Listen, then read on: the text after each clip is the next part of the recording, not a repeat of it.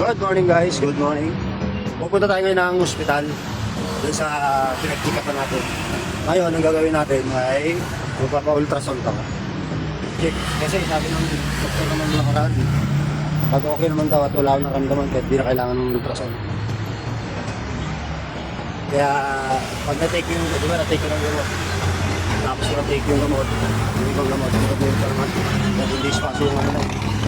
Tapos 15 days yung sama sa business. 7 days yung tip ko ng gamot na sa akin yung sa malayo, no? 15 days. 15 days yun isa sa mura. Yung 7 days ay bigay ko lang. Natapos ko na. Ito tayo ngayon ng Friday ngayon eh. Friday. Alas 3 na may pasok namin. Check ko yung doktor ngayon dito sa clinic niya. So, try natin magpa-check ng ultrasound at may ano tayo ko.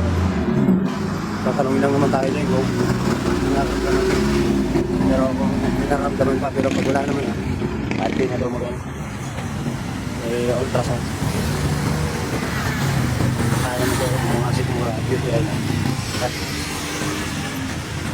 Apo! Problema yun mo. Tawid lang tayo. Kailangan tayo. Maraming masasakyan. Thank you. Kasi sakit ko na to, parang sa pakalimang lalo. Kailangan na ng gamot kasi nakabiyahan naman yung gamot lang talaga.